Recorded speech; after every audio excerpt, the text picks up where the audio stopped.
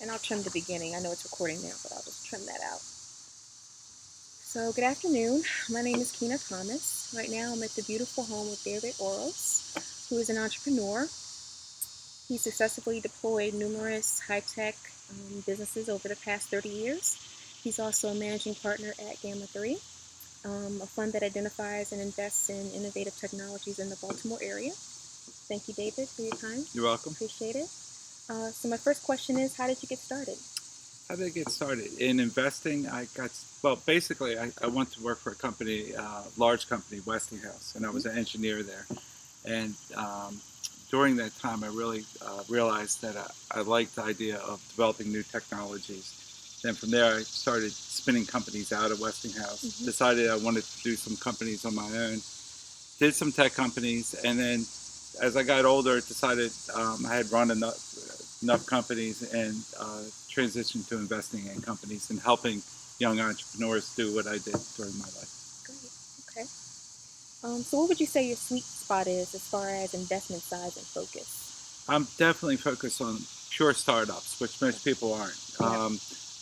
The best thing for me is to find 2 or 3 really good people with an idea and start a company. Okay. Not invest in a company with 6 or 7 other investors in a company that's 4 or 5 years in. Yeah. I like the pure startup. Now, the startup could be a small company that's been in business for like a year and developed some intellectual property that is now in the fundraising mode. Okay. But I'd like to be the first investor in and really help and work with the company. All right, great. Yep. So why Baltimore?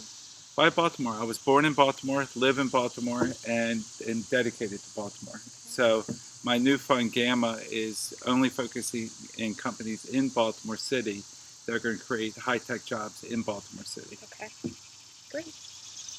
Any lessons learned or funny stories that you'd like to share?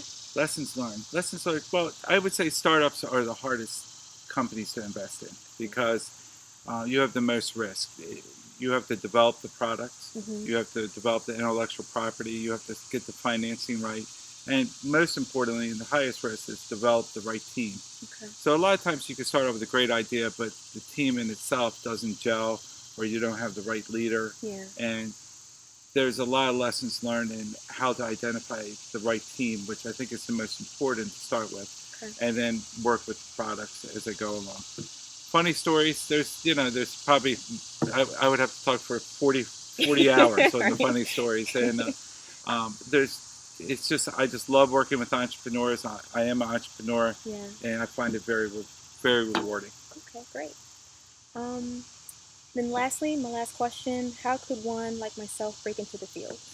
I think it's the key thing early on is I worked for a large company for 10 years, and in that company, I actually worked in all the different branches.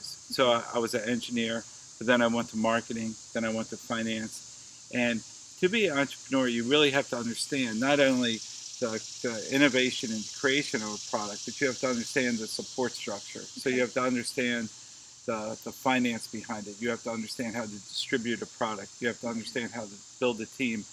And I think what I tell a lot of young entrepreneurs or people coming out of school is go work for a startup, a company, but work somewhere where you can bounce around and learn all the different attributes.